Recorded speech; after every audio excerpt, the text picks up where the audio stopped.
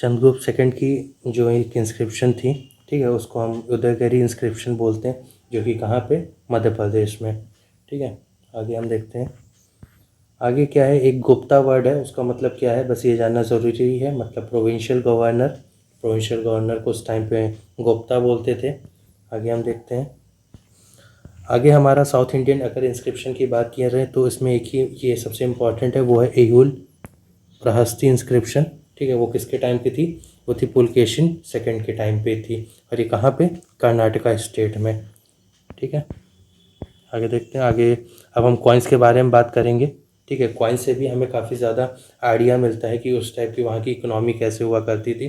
ठीक है, और कॉइन्स में जैसे जो मेटल इस्तेमाल हुआ करते थे, कॉपर, सिल्वर, गोल्ड, या फिर किसी भी अदर कैटेगरी के। ठीक है, अगर हम सबसे पहले इंडिजीनियस कॉइन की बात करें तो इंडिजीनियस मतलब इंडिया के खुद के। तो सबसे पहले अर्ली पंच्ड मार्क्ड कॉइन का मतलब ये है कि देखिए ये कॉइन है, इस पर कोई भी मार्क बना दिया गया।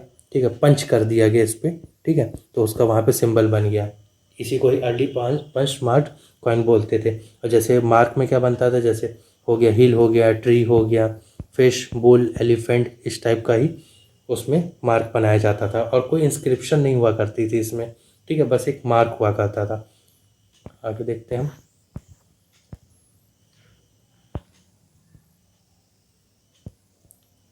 हाँ, फिर हमारा जो, और बात करें हम नेक्स्ट, और जो इंडो बैक्टीरियन कॉइन थे, ठीक है, वही फर्स्ट थे जिन्होंने गोल्ड कॉइन को बहुत ज़्यादा मतलब क्वांटिटी में इशू किया था। ठीक है, आगे हम देखते हैं। और अगर हम इंडिया के पर्सपेक्टिव से बात करें तो जो कुषाण रूलर था ना, वही फर्स्ट रूलर था इंडिया का जिसने सबसे ज़्यादा गोल्ड कॉइन इशू किए थे। ठीक है, आगे हम बात करते हैं गुप्ता के टाइम पे कॉइन्स के बारे में। ठीक है, गुप्ता के टाइम पे among Gupta ruler, Chandragupta I was the first ruler who first of all issued the gold coin. He issued only one type of gold coin जिसका नाम था किंग क्वीन टाइप और चंद्रगुप्त कुमार देवी टाइप। मतलब इसमें क्या था कि जो राजा और उसकी जो रानी थी, दोनों का ही उसमें कॉइन में इंस्क्रिप्शन बना रहता था। ठीक है, लिखा रहता था, और उनका जो इमेज भी बोल सकते हैं वो भी बना रहता था। ठीक है, बस क्वेश्चन जनरली आता है कि जो गोल्ड कॉइन था वो सबसे ज़्यादा इशू किसने किया, वो कुषाण ने किया था। उसमें वे भी वेमा कैफेडिसिस नाम था, उन्होंने इशू किया था। ठीक है, और हम गुप्ता रूरल के टाइम पे बात करें ही तो जो चंद्रगुप्त टू, जिसको हम विक्रमादित्य भी बोलते हैं, वो फर्स्ट रूलर था जिसने सिल्वर कॉइन भी इशू किया था। और जो गोल्ड कॉइन थे गुप्ता के टाइम पे उसको क्या बोला जाता था, दिनास बोला जाता था, और सिल्वर कॉइन को क्या बोला जाता था, रूपक बोला जाता था। ठीक है, तो ये क्वेश्चन भी आ चुका है कि दिनास किसके टाइम पे बोला जाता था, तो वो गुप्ता के टाइम पे। नेक्स्ट आगे हम देखते हैं। अब हम मॉन्यूमेंट्स की बात कर रहे हैं। ठीक है, तो मॉन्यूमेंट्स में जो भी हमें आर्किटेक्चर, स्कल्पचर, पेंटिंग मिली है वो सब इसमें इंक्लूडेड है। ठीक है, और वो भी क्या डिस्क्राइब करते थे, उस समय का रिलीजियस सोशियो इकोनॉमिक कंडीशन। ठीक है, अभी हम इंडिया के ही बारे में बात कर रहे हैं। तो इसमें जैसे हम देखें तो दस अवतारा टेम्पल जो कि उत्तर प्रदेश में मिला, गुप्ता के समय का था। देखिए जो भी टेम्पल में भी दो स्टाइल होती है, एक होती है नागरा स्टाइल, दूसरी होती है द्रविड़ा स्टाइल। नागरा स्टाइल हमारे नॉर्दर्न रीजन में पाई जाती है और द्रविड़ा स्टाइल हमारे साउथ इंडियन एरिया में पाई जाती है। सेम चीज़ म्यूज़िक में भी है। ठीक है, एक है हिंदुस्तानी म्यूजिक और दूसरा है कर्नाटिक म्यूजिक। ठीक है, हिंदुस्तानी मतलब जो नॉर्दर्न रीजन में है, और कर्नाटिक म्यूजिक जो साउथ इंडियन रीजन में है। ठीक है, और हम ये वाला जो हम टेम्पल की बात कर रहे हैं दस अवतारा, ये नागरा स्टाइल में है। ठीक है, और हम नागरा स्टाइल की बात करें तो लिंगराज टेम्पल जो कि भुवनेश्वर उड़ीसा में है। ठीक है, और हम द्रविड़ा स्टाइल की बात करें तो बृहदेश्वर राजा राजेश्वर तंजौर में। ठीक है, इसको किसने बनवाया था, चोला का राजा था, राजा राजा वन, उसने बनवाया था। ठीक है, और हम इम्पॉर्टेंट चीज़ें बात करें तो एक ब्रोंज स्टैचू मिला था न्यूड वुमेन का। ठीक है, कहाँ से, मोहनजोदाड़ो से। और पेंटिंग की बात करें, सबसे important painting Bhimbetka cave painting. ठीक है, जो कि कहाँ मिली हमें, मध्य प्रदेश में। आगे हम बात करते हैं कुछ फॉरेन मॉन्यूमेंट्स के बारे में बात कर रहे हैं। ठीक है, फॉरेन मॉन्यूमेंट्स में हमारा बुद्धिस्ट टेम्पल बोरोबुदुर जो कि कहाँ है, इंडोनेशिया में है, और एक ये it is the largest Buddhist temple in the world. Next हम देखते हैं वैष्णव टेम्पल, ये कहाँ पर है, ये है इसका नाम क्या है? एंकोर वाट, जो कि कंबोडिया में, बस नाम ज़रूरी है बस। आनंद पगोड़ा, ये भी एक बुद्धिस्ट टेम्पल है, कहाँ पर है? म्यांमार में। ठीक है। बाकी यहाँ पे बात किया गया ह्यूमन एवोल्यूशन की। ठीक है, पहले हम किस तरह दिखते थे, फिर उसके बाद हमारा, हम बोलते हैं होमो इरेक्टस, फिर उसके बाद जो एवोल्यूशन वो होमो सेपियंस, और फिर हम होमो सेपियन सेपियन। ठीक है। तो यहाँ पे और एक ये इम्पॉर्टेंट है, जो फीमेल स्केलेटन मिला था लूसी, जिसको हम मदर ऑफ मैन भी बोलते हैं। ठीक है। आगे हम बात करते हैं यहाँ पे। देखिए, जो होमो इरेक्टस है, इसी के टाइम पे ही जो फायर की डिस्कवरी हो गई थी। और होमो सेपियन नियंडरथल के टाइम पे जो क्या था कि जो पहले इंसान को बरी किया गया था, जब वो मर गया तो उसको दफना दिया गया। ठीक है। आगे देखते हैं हम। अब हमारा मेन शुरुआत होता है लिथिक एज, या फिर हम जिसे स्टोन एज भी कहते हैं, इसका टाइम पीरियड। ठीक है, ये यहाँ से लेकर 1000 BC तक, इसको हमने डिवाइड किया है टोटल 3 पीरियड्स में। पैलियोलिथिक एज, इस जिसको हम स्टोन एज भी कहते हैं, old stone age. Mesolithic as, जिसको हम मिडिल स्टोन एज कहते हैं। न्यूलिथिक एज, जिसको हम न्यू स्टोन एज कहते हैं। पैलियोलिथिक एज का टाइम पीरियड ये दिया हुआ है। उनकी लाइफस्टाइल कैसी थी? ये हंटर एंड फूड गैदरर्स थे। हंटर्स का मतलब गए जंगल में शिकार किए, अपना फूड, जो भी फूड है ये बस जाके उठा के, ठीक है, ले आते थे। और इस के मेन जो क्लासिफिकेशन है, उस समय के जो भी टूल्स यूज़ हुआ करते थे उसके अकॉर्डिंग हमने क्लासीफाई किया गया है। देखिए, पहले जो शार्पनेस थी वो टूल की, वो इतनी ज़्यादा नहीं हुआ करती थी। ठीक है, लेकिन जैसे जैसे हमने प्रोग्रेस किया, हमारे जो टूल्स थे उसमें इम्प्रूवमेंट हुआ। ठीक है, सेम चीज़ यही मेसोलिथिक में, ये यहाँ भी हंटर्स एंड हर्डर्स थे सेम। नियोलिथिक में याद करने की ज़रूरत ये है क्योंकि इस समय से अब लोग फूड प्रोड्यूस भी करने लगे। ठीक है, अभी हम सबसे पहले पढ़ेंगे पैलियोलिथिक के बारे में। पैलियोलिथिक का मतलब होता है, पैलियो का मतलब होता है ओल्ड, लिथिक का मतलब होता है स्टोन। तो जो ओल्ड स्टोन एज थी उसी को ही हम पैलियोलिथिक एज बोलते हैं। ठीक है। हम क्लोथ्स के बारे में बात करते तो लोगों को क्लोथ्स के बारे में कोई इतना ज़्यादा नॉलेज नहीं था बस। ठीक है, और बहुत ही लेस केयर करते थे अपने क्लोथ्स के बारे में। और वो रहने का उनका ये था, कोई पर्टिकुलर प्लेस नहीं हुआ करती थी, वो प्लेसेस टू प्लेसेस ट्रैवल करते थे। जैसे एक फेमस केव भी है, भीमबेटका केव, वहाँ पे भी लोग रहे। तो वो कहाँ पे है? ये मध्य प्रदेश में है। और फूड के बारे में बात करें तो उन्हें भी फूड के बारे में इतना ज़्यादा कुछ नॉलेज नहीं हुआ करता था।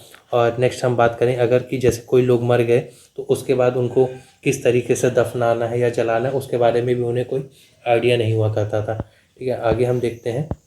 आगे जो, अगर हम पैलियोलिथिक की बात करें, इसको भी हमने 3 पार्ट में डिवाइड किया, लोअर या फिर earlier palaeolithic age, middle palaeolithic age, या फिर अपर पैलियोलिथिक एज। ठीक है, मेन मैंने आपको पहले ही बताया कि जिस तरीके के वो टूल इस्तेमाल करते थे उसी के ही बेसिस पे हमने इन सारी एजेस को डिफाइन किया गया है। और जिस तरीके से जैसे शार्पनेस थी टूल की, ठीक है, वो जैसे जैसे इंक्रीज़ हो रही, मतलब वो जो एज है या फिर जो सिविलाइजेशन वो आगे प्रोग्रेस कर रही है। ठीक है, आगे देखते हैं हम। इसमें हमें ज़्यादा कुछ नहीं देखना है। मिडिल पैलियोलिथिक इम्प्लीमेंटेशन मतलब, ठीक है, उस समय के बारे में कहाँ पे कौन से स्टेट में क्या चीज़ इम्प्लीमेंट हो रही, ये इतना ज़्यादा एग्ज़ाम पर्सपेक्टिव से इम्पोर्टेंट भी नहीं है। ठीक है, अब हम बात करते हैं मीज़ोलिथिक एज, जिसको हम मिडिल स्टोन एज भी बोलते हैं। मीज़ो का मतलब होता है मिडिल और लिथिक का मतलब स्टोन। ठीक है, और ये एक इंटरमीडिएट स्टेज है पैलियोलिथिक और नियोलिथिक एज के बीच में। ठीक है, और जो मेन क्रेडिट जाता है इस एज को डिस्कवर करने का, वो जाता है जॉन इवांस को। ठीक है, और अब हम इस टाइम के बारे में पढ़ेंगे कि क्या क्या था। देखिए, ये भी जो पीपल थे वो भी हंटिंग पे ही डिपेंडेंट थे, बट अब जो तरीका था वो थोड़ा सा बदल गया। अब लोग जो थे उस समय के, वो जानवर को पालना भी शुरू कर दिए थे। और मेन जो पाया गया, the earliest evidence of taming the animal have found from Adamgarh. ठीक है, ये मध्य प्रदेश में जगह थी, बहुत ही इम्पोर्टेंट है ये आदमगढ़, तो आप ये याद रखिएगा। ठीक है, और साथ ही साथ बैघोर राजस्थान। ठीक है, अब यहाँ पे लोगों को थोड़ा सा आइडिया भी हो गया कि लोग जैसे मर गए तो उसके बाद उनको दफनाना भी है। ठीक है, और साथ ही साथ क्या, इस समय दफनाने के साथ लोग उनके सामान को भी साथ ही में दफनाते थे। उन्हें लगता था कि शायद ये सारी चीज़ें इस्तेमाल होंगी, मतलब उन जहाँ भी वो मतलब गए हैं तो आगे इस्तेमाल हो सकती हैं। ठीक है, नेक्स्ट हम देखते हैं। अब हम बात करेंगे नियोलिथिक एज के बारे में, जिसको हम न्यू स्टोन एज भी बोलते हैं, और इसका जो मेन क्रेडिट जाता है वो डॉक्टर प्राइमोर्से को जाता है। ठीक है, अब यहाँ की भी हम लाइफ के बारे में बात करते हैं। देखिए, जो मेन कैरेक्टरिस्टिक थी, अब यहाँ पे लोग क्रॉप कल्टीवेशन करने लगे, एनिमल हस्बेंड्री को भी फॉलो कर रहे हैं। ठीक है, और जो मेन अर्लीस्ट जो क्या कहते हैं नोन विलेज साइट थी इंडियन सब कॉन्टिनेंट में, वो थी मेहरगढ़। ठीक है, ये याद रखिए कि ये भी इम्पोर्टेंट लोकेशन है। ठीक है, न्यूलिथिक के पर्सपेक्टिव से। अब यहाँ पे जो एग्रीकल्चर था वो भी लोग फॉलो करते थे, और इस समय की जो मेजर क्रॉप्स लोग उगाते थे वो थे वीट, बार्ले, पैडी, मिलेट्स। ठीक है, और जो मेजर जो एविडेंसेस मिला है वो मिला था हमारा वीट बार्ले का, वो मेहरगढ़ से, इसलिए बोला मैंने मेहरगढ़ बहुत ज़्यादा इम्पॉर्टेंट है। ठीक, अगर हम पैडी का भी देखना तो वो कोल्दी हावा इलाहाबाद में है, वहाँ से उसके एविडेंसेस मिले, बट इतना इम्पोर्टेंट नहीं है। ठीक है, आगे हम देखते हैं।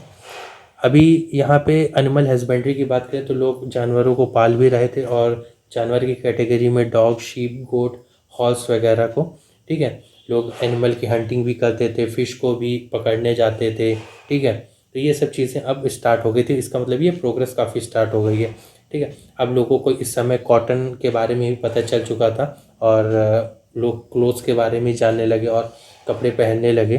ठीक है, आगे हम देखते हैं। हाउसेस की बात करें तो लोग अभी भी हट्स वगैरह जो घर बना रहे थे वो बैम्बूज हो गए, ठीक है, क्ले हो गया, उसके थ्रू लोग अपना घर बना रहे थे। क्योंकि अगर हम इसको पहले से कंपेयर करें तो लोग पहले एक जगह से दूसरी जगह बस जाते थे, ट्रैवल करते थे और रहते थे।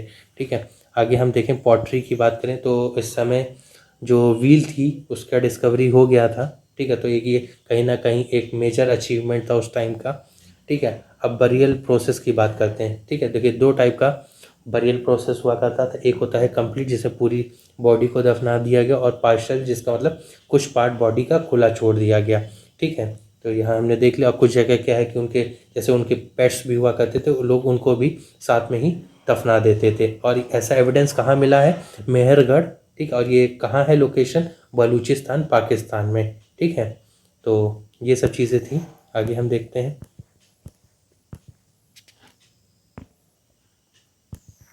अब हम बात करते हैं चैल्कोलिथिक एज। इसका टाइम पीरियड जो है वो है 3500 BC से लेकर के 1000 BC तक।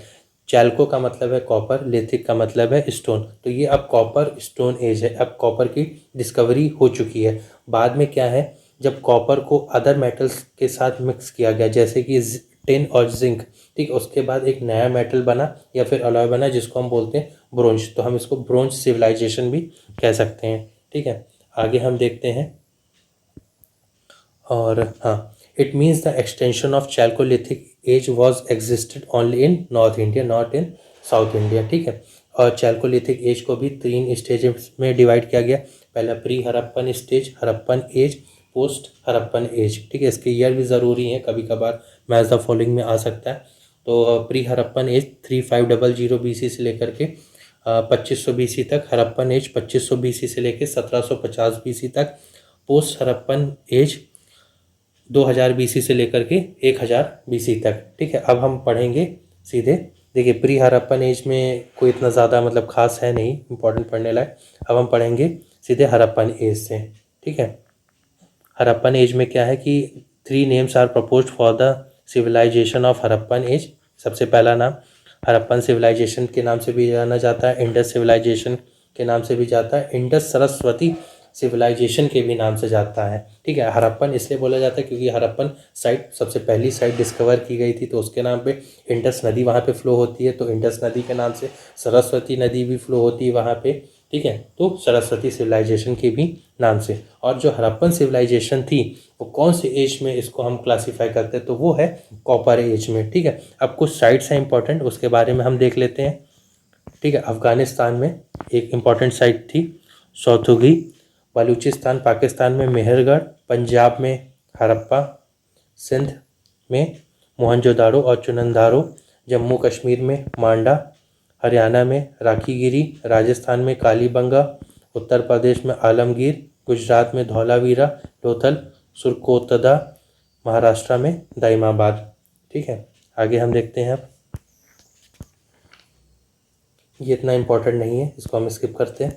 अब हम आयरन एज की बात कर रहे हैं। आयरन एज का मतलब आयरन की डिस्कवरी हो चुकी है, ठीक है। और एक यहाँ पे इम्पोर्टेंट वर्ड है जिसको जानना ज़रूरी है। अयास का मतलब होता है कि एक मेटल, मतलब जनरल मीनिंग ऑफ मेटल ही है, ठीक है। मतलब मेटल को डिफाइन करने के लिए ही अयास वर्ड का यूज़ किया जाता है, ठीक है। आगे हम देखते हैं।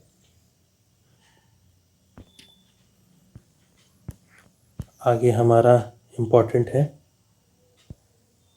वो है, अब हम देखेंगे कि जब आयरन का इम्प्लीमेंटेशन हो गया है, ठीक है, तो उससे क्या क्या मतलब चेंजेस होने लगे, ठीक है। The name of the culture जो कि एसोसिएटेड थे आयरन से, तो हम देखें तो प्रिंटेड ग्रे वेयर, जिसको हम PGW कल्चर भी बोलते हैं। नॉर्दर्न ब्लैक पॉलिश्ड वेव, ठीक है, जिसको हम बोलते हैं NBPW कल्चर। फिर मेगालिथिक कल्चर जो कि साउथ इंडिया में पाया जाता है, ठीक है। तो ये जो भी कल्चर थे ये सब किसका इस्तेमाल किया जा रहा था, इसमें आयरन का इस्तेमाल किया जा रहा था। तो अगर हम सबसे पहला देखें पेंटेड ग्रे वेयर, ठीक है, जो इस समय की जो पॉटरीज थी वो बनाई जा रही थी, मतलब वही है व्हील, ठीक है, वो पेंटेड बनाई जा रही थी। और जो मेन ये पाया गया कहाँ से, ये हमारा जो पंजाब वाला रीजन है वहाँ से। और नॉर्दर्न ब्लैक पॉलिश्ड वेयर, ठीक है, ये भी नॉर्दर्न इंडिया से। देखिए जो उस समय का जो सामान बन रहा था ना, उसके बारे में कुल मिला के बात किया जा रहा है। तो ये 3 टाइप का ही कल्चर देखा गया। और सबसे मेन ये पूछ लिया जाता है साउथ इंडिया से कौन सा रिलेटेड है, वह है हमारा मेगालिथिक। मेगा का मतलब ह्यूज, लिथिक मतलब स्टोन, ठीक है। ये इम्पॉर्टेंट है। अगर हम कुछ बात करें, कुछ मेगालिथिक इम्पॉर्टेंट साइट्स भी हैं, ठीक है। तो आंध्र प्रदेश में हमारा नागार्जुन कोंडा, ठीक है, कर्नाटका में ब्रह्मागिरी आर्कियोलॉजिकल साइट्स हैं ये, ठीक है। तमिलनाडु में चेंगलपट्टू सनूर, ठीक है। ठीक है, आगे हम देखते हैं। यहाँ भी इधर कुछ इम्पोर्टेंट नहीं। अब हम बात करते हैं हड़प्पन सिविलाइजेशन के बारे में, जिसको हम इंडस सिविलाइजेशन भी बात करते हैं, ठीक है। ये यहीं से ही हमारा मेन जो एंशियंट हिस्ट्री, यहीं से ही बहुत ज़्यादा क्वेश्चन पूछे जाते हैं। और जो फर्स्ट स्कॉलर थे जिन्होंने इंडस सिविलाइजेशन का वर्ड यूज़ किया वो थे जॉन मार्शल, ठीक है। और जो इंडस वैली सिविलाइजेशन है वो किस समय में बिलोंग करती है, वो है चैल्कोलिथिक एज, जिसको हम ब्रोंज एज भी बोलते हैं। और अगर हम बात करें ऐसे, अगर इंडिया है, एक नॉर्दर्न मोस्ट साइट हो गया जो कि थी हमारी मांडा, ठीक है, जम्मू कश्मीर में। सदर्न मोस्ट की बात करें तो दायमाबाद जो कि महाराष्ट्र में है। ईस्टर्न मोस्ट की बात करें तो आलमगीरपुर उत्तर प्रदेश में है। वेस्टर्न मोस्ट की बात करें तो सुतकेंदोर, ठीक है, जो कि पाकिस्तान में है। और जो कैपिटल सिटीज़ हुआ करती थी वो थी हड़प्पा, मोहनजोदाड़ो। और पोर्ट सिटीज़ मतलब वही जो समुद्र तटीय के पास रहे ऐसे, ठीक है, तो लोथल, सुताकिंगदोर, अलादिनो, बालाकोट, ठीक है, कुंतासी। आगे देखते हैं हम, ये इम्पोर्टेंट है यहाँ पे हमारा। सबसे पहला हड़प्पा जो साइट थी वो रावी नदी के पास थी। और ये कहाँ, पंजाब रीजन में। इसका जो डिस्कवरी किया था दयाराम साहनी ने किया था। मोहनजोदाड़ो, ठीक है, जो कि इंडस रिवर के पास थी पाकिस्तान में, इसका डिस्कवरी किया राखाल दास बनर्जी ने। चुननदारो इंडस नदी के पास पाकिस्तान में, ठीक है, इसका डिस्कवरी किसने किया इंपॉर्टेंट नहीं है। लोथल भोगावा रिवर के पास जो कि गुजरात में, इसका डिस्कवरी किया SR राव ने। कालीबंगा जिसको बोला जाता है बैंगल्स ऑफ ब्लैक कलर, ये घग्गर रिवर के पास में राजस्थान में है। और इसका डिस्कवरी किसने किया इतना इंपॉर्टेंट नहीं है। बनवाली घग्गर रिवर हरियाणा में, इसका इंपॉर्टेंट है। RS बिस्ट धौलावीरा लूनी रिवर के पास में। और ये कहाँ है, गुजरात में। इसका डिस्कवरी किया JP जोशी ने, ठीक। अगर हम कुछ आर्कियोलॉजिकल फाइंडिंग्स के बारे में बात करें तो हड़प्पा के टाइम पे 6 ग्रैंडरीज मिली थी, ठीक है। एक वर्जिन गॉडेस सील मिली, लिंगम मिला जो कि एक मेल सेक्स ऑर्गन था, योनी मिला जो कि फीमेल सेक्स ऑर्गन था, पेंटेड पोट्री मिली हमें, ठीक है, क्ले फिगर मिला मदर गॉडेस का, ठीक है। तो ये कुछ इंपॉर्टेंट है। ये क्वेश्चन आ जाता है कि जैसे मदर गॉडेस का जो स्टैचू था वो कहाँ से आपको मिला, ठीक है। 6 ग्रैंडरीज जो थी वो कहाँ से मिली, ठीक है, तो ये आपको पता होना चाहिए। मोहनजोदाड़ो के टाइम के बात करें तो हमें एक ग्रेट ग्रैंडरी मिली थी। ग्रैंडरी का मतलब ये है कि जहाँ पे सामान स्टोर किया जाता है। एक ग्रेट बात मतलब आप आज के टाइम पे इसे स्विमिंग पूल कह सकते हैं, ठीक है। और यहाँ पे हमें एक पशुपति महादेव प्रोटो शिवा की सील भी मिली थी। एक ब्रोंज इमेज मिली थी न्यूड वुमेन डांसर की। एक स्टेटाइट इमेज मिली थी बियर्डेड मैन की, ठीक है। और एक क्ले फिगर मिला था मदर गॉडेस का। आगे देखते हैं हम। अब हम चुनंदारों की बात करें तो ये एक ऐसी सिटी थी जहाँ पे कोई भी सिटाइडल नहीं था। सिटाइडल का मतलब किला नहीं था, ठीक है। लोथल हमारा एक ऐसा लोकेशन था जहाँ पे हम डॉकयार्ड था, जहाँ पे मतलब आपके टाइम पे हम पोर्ट सिटी बोल सकते हैं, ठीक है। और हमें यहाँ पे टेराकोटा के फिगर्स मिले थे हॉल्स के, और डबल बरियल भी देखने को मिला, मतलब मेल के साथ फीमेल को भी दफनाया गया। कालीबंगा की बात करें तो यहाँ पे हमें जैसे कहते हैं ना जोती हुई ज़मीन मिली थी, जहाँ पे शायद मतलब एग्रीकल्चर प्रैक्टिस किया जा रहा हो। बनवाली, जहाँ पे अगर हम बात करें तो टाउन प्लानिंग भी मिला हमें, और जो एक सिस्टमैटिक ड्रेनेज सिस्टम था ना वो यहाँ पे हमें नहीं मिला था, ठीक है। धौलावीरा में हमें क्या मिला, एक यूनिक टाइप की वाटर हार्वेस्टिंग सिस्टम मिला था, ठीक है। और ये एक ऐसी साइट थी जिसको 3 पार्ट में डिवाइड किया गया था। देखिए जनरली क्या होता है, राजा रह रहे हैं, उनकी प्रजा रह रही है, बट यहाँ पे 3 पार्ट में डिवाइड किया गया था, ठीक है। जो हॉर्सेस की बोन थी वो सुरतोदा से मिली थी, और ब्रोंज इमेज कहाँ से मिली थी, दायमाबाद से मिली थी, ठीक है। और हम सबसे बड़ी साइट की बात करें तो अभी प्रेजेंट टाइम पे राखीगिरी ही है जो कि सबसे बड़ी साइट है, ठीक है। आगे हम देखते हैं कुछ मेजर फीचर की बात करते हैं। देखिए जो जो एडवांसमेंट था वो बहुत ज़्यादा था, ठीक है, इंडस वैली सिविलाइजेशन के टाइम पे, ठीक है। एक टाइप का जो प्लानिंग था टाउन का प्लानिंग वो भी प्रॉपर था, एक ग्रिड सिस्टम में। इस समय जो पके हुए ईंटें हुआ करते थे उनका इस्तेमाल किया जा रहा था। प्रॉपर हमारा ड्रेनेज सिस्टम भी था, और सिटाइडल की बात करें तो किला भी था प्रॉपर, ठीक है। बस खाली कहाँ चुनंदारों में हमें नहीं मिला था, ठीक है। और जो रिमेन्स ऑफ हॉर्सेस थे वो एकमात्र सुरतोदा लोकेशन से ही मिला था हमें, ठीक। और ज़्यादातर वीट बार्ले इन्हीं सब का ही प्रोडक्शन किया जा रहा था, ठीक है। और हमें कॉटन का भी बारे में जो प्रोड्यूस किया जा रहा था यहाँ से पता चलता है। और जनरली जो डोमेस्टिकेशन था वो शीप, गोट, ठीक है, bull, buffalo, dog, cat, pig, इन सब का किया जा रहा था। इस समय लॉयन के बारे में लोगों को नहीं पता था, ठीक है। और साथ ही साथ जो मेसोपोटामिया सिविलाइजेशन थी उस समय की, जिसको हम सुमेरिया भी बोलते हैं, ठीक है, उसके साथ ट्रेड भी हो रहा था। ये सब भी हमने देखा था। क्यों ऐसा हमें क्यों पता चला, क्योंकि जो वहाँ के सिक्के हुआ करते थे, सील हुआ करती तो वो हमें मिली है, ठीक है। आगे हम बात करते हैं, एक वर्ड है हमारा लैपस लजुली एंड सफ़ायर, ठीक है। तो ये ट्रेड किया जाता था किस कहाँ से, अफ़गानिस्तान से, ठीक है। आगे हम देखते हैं, हाँ, a very interesting feature of this civilization was that iron was not known to the people. सोचिए आप, इस समय लोगों को आयरन के बारे में बिल्कुल भी कोई जानकारी नहीं थी, ठीक है। और एक वर्ड है the Sumerian text refer to trade relation with Meluhha which was the name given to Indus region. जो इस समय के इंडस रीजन के लोग थे उनको जो क्या कहते हैं सुमेरियन एक किताब थी, ठीक है। तो उन्होंने इंडस पीपल को क्या बोला था, और सुमेरियन का मतलब यहाँ पे क्या है, जो हमारी मेसोपोटामियन सिविलाइजेशन थी उसके साथ वो लोग इंडियंस को बोलते थे मेहलुआ, ठीक है।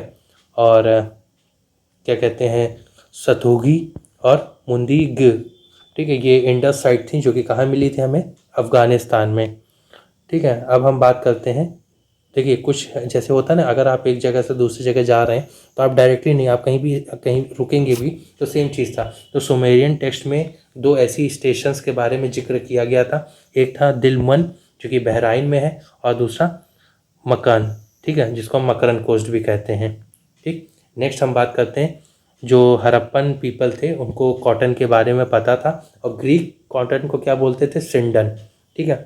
अब यहाँ पर कॉइन्स का कोई भी एविडेंसेस नहीं मिला हमें, ठीक है। जैसे हम बात कर रहे थे कि गोल्ड के कॉइन, सिल्वर के कॉइन, इस सब के बारे में हमें कोई ज़्यादा जानकारी नहीं मिली थी, ठीक है। बस हमें क्या पता चला कि जो लोग थे वो बार्टर सिस्टम को फॉलो करते थे, और जो लोथल थी वो एकमात्र ऐसी साइट थी जो कि पोर्ट था जहाँ से लोग ट्रेड करते थे इंडस पीपल, ठीक। और जो इंडस सिविलाइजेशन थी वो कैसी थी, रूरल थी कि अर्बन थी, वो अर्बन सिविलाइजेशन थी, ठीक है। यहाँ के अगर हम बात करें पॉलिटी के बारे में, कोई राजा था, ठीक है, पूरा प्रॉपर एडमिनिस्ट्रेशन था, तो इसके बारे में हमें कोई क्लियर कट एविडेंसेस नहीं मिले हैं, ठीक है। बस ये पता चला कि बस हाँ कोई रूलिंग अथॉरिटी थी जो रूल कर रही थी, और जो वहाँ के लोग थे कोई पर्टिकुलर गॉड के बारे में भी नहीं पता चला कि नहीं वो किसी गॉड की वर्शिप करा करते थे। बस ऐसा पता चला कि हाँ भाई कुछ था ऐसा, बस लोग वर्शिप किया करते थे, और जनरली जो नेचर के फोर्सेस हैं लोग उन्हीं को ही क्या कहते हैं, उनकी ही पूजा करते थे। ठीक है, आगे हम बात करें तो हाँ, नेक्स्ट है हमारा the chief male deity was the Pashupati Mahadev, जो कि लॉर्ड ऑफ एनिमल जिन्हें बोला जाता था। ठीक है, उनका मतलब एक जो जैसे कॉइन है, ठीक है, या सील है, तो उस पर उनका वो पिक्चर बना हुआ मिला था। ठीक, और उसके साथ ही वो 4 एनिमल के साथ सराउंडेड थे। जैसे मानिए ये है, ठीक है, तो 4 एनिमल थे। उन 4 एनिमल का क्या नाम था? एक एलिफेंट था, दूसरा टाइगर, तीसरा राइनो, चौथा बफेलो, और 2 डियर बैठे थे उनके पैर के पास में। ठीक है, आगे हम देखते हैं। और लोग जनरली एनिमल की वर्शिप किया करते थे और ट्रीज़ वगैरह की। ठीक है, आगे हम देखें तो स्टेटाइट का इस्तेमाल हुआ करता था किस चीज़ के लिए? जो सील थी उसको मैन्युफैक्चरिंग के लिए। ठीक है, और जो इंडस की सील, जैसे मोहर, जिसका सील का मतलब है मोहर, जो आप प्रेजेंट टाइम में आपने देखा होगा गवर्नमेंट ऑफिस में भी इस्तेमाल होता है। ठीक है, तो उसमें हम्पलेस बुल का मतलब रिप्रेजेंटेशन हुआ करता था। ठीक है, जो और एक आज के टाइम पे जो स्वास्तिक सिंबल हम इस्तेमाल करते हैं, उसका जो मेन ओरिजिन था वो कहाँ से हुआ था? इंडस सिविलाइजेशन के टाइम से।